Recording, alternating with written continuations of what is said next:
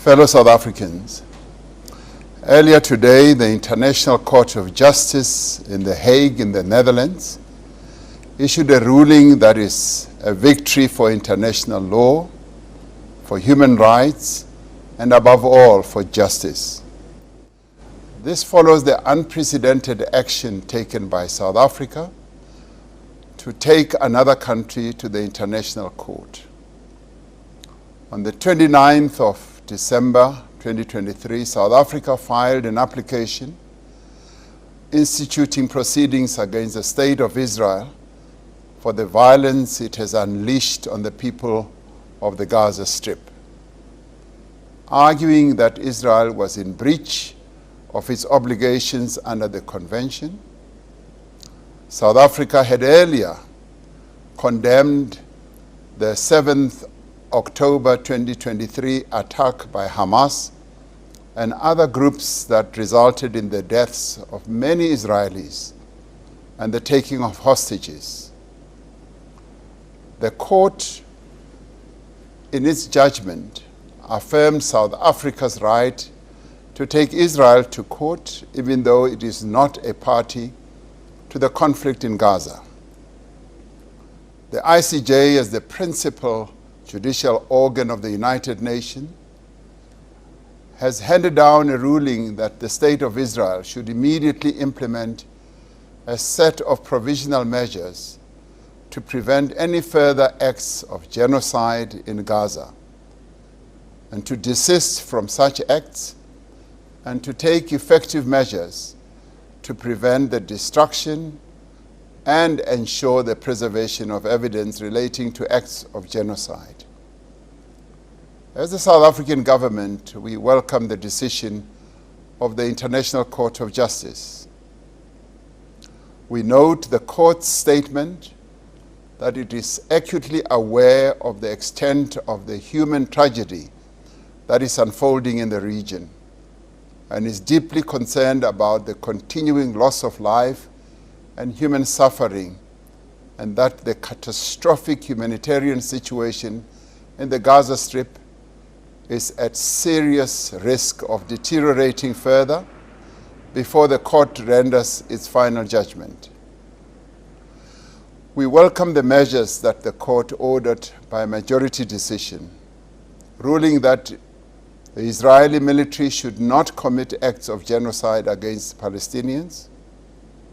Israel should take all measures to prevent and punish incitement to genocide.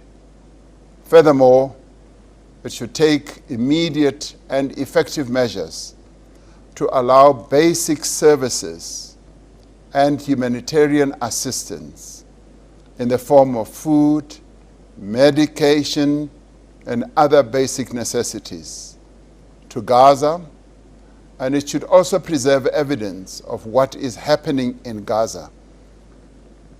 And lastly, it should submit a report within a month on all measures taken to give effect to the ICJ order within 1 month. This order is binding on Israel and must be respected by all states that are party to the Convention on the Prevention and Punishment of the Crime of Genocide. We expect Israel, as a self-proclaimed democracy and a state that respects the rule of law, to abide by the measures handed down by the International Court of Justice. After more than half a century of occupation, dispossession, oppression, and apartheid, the Palestinian people's cries for justice have been heeded by an eminent organ of the United Nations. Today, Israel stands before the international community, its crimes against the Palestinians laid bare. Since October last year, the people of Gaza have been the victims of bombardment and strikes from land, sea, and air. Homes, refugee camps, and entire neighborhoods have been destroyed, and not even schools and hospitals and religious places have been spared. The people of Gaza have been deprived of electricity, fuel, food, and medical supplies. According to the United Nations, more than 25,000 people have been killed during Israel's war with Hamas. And we hold the view that this has been collective punishment against Palestinians in the Gaza Strip. Among the dead are relief workers, United Nations staff who have died in their hundreds, as well as journalists who have also died in their hundreds. More than 16,000 of the dead are women and children. In October 2023, the United Nations Children's Fund said, Gaza has become a graveyard for thousands of children, born and unborn. According to the United Nations, thousands of children were killed in just the first 3 weeks of the current conflict. As South Africa argued in its application to the International Court of Justice, the high civilian death toll and the sheer scale of the devastation that has resulted from Israel's response to the 7th October attacks is vastly disproportionate to a claim by Israel that it has been acting in offense.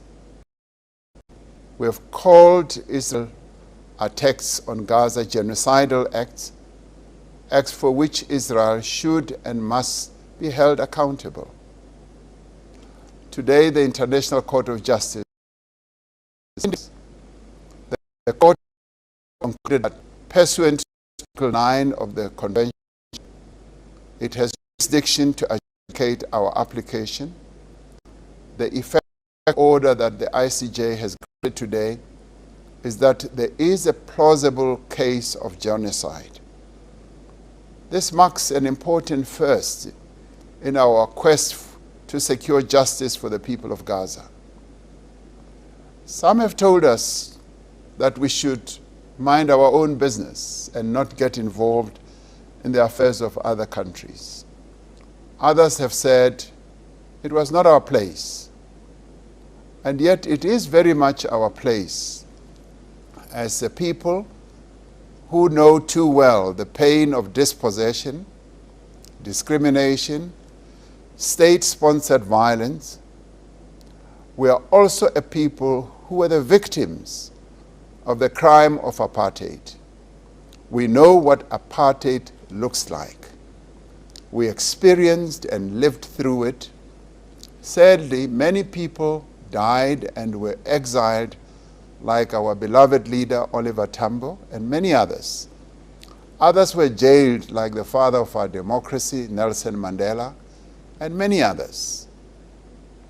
That, for us, was the face of apartheid.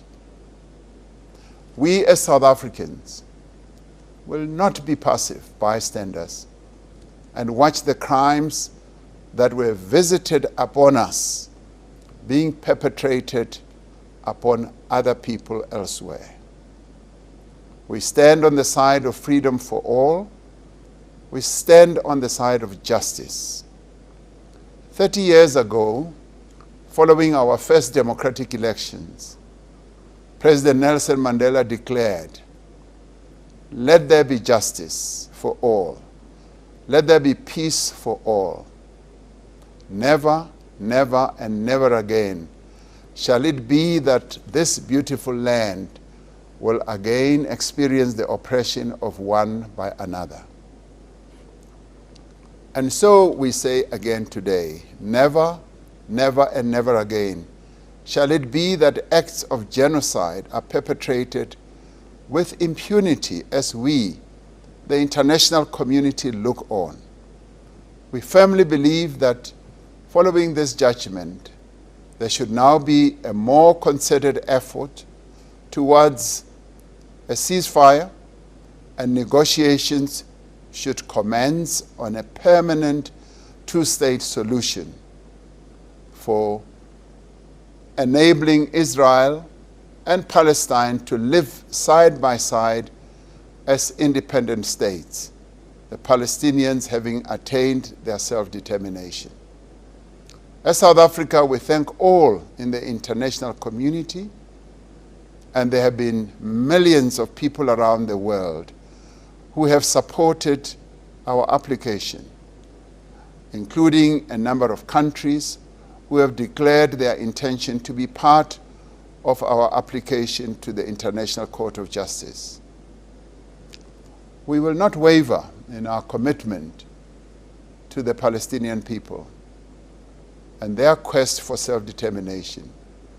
Our own painful history obliges us to do no less. We thank the International Court of Justice for upholding its role of achieving justice, promoting peace, preventing genocide, and holding those responsible for genocide to be accountable. It is our earnest hope and wish that this court order paves the way for an end to this crisis and this painful experience that Palestinians are going through. And we hope for an end to the terrible loss of life and hardship, and for the crucial first steps to be taken towards reconciliation and a just, lasting peace. Lastly, I'd like to extend my gratitude to our lawyers, the lawyers who presented our case to the International Court, and of course, a gratitude to our Minister of Justice and Constitutional Affairs, and also our Minister of International Relations, who is currently at The Hague. I thank you.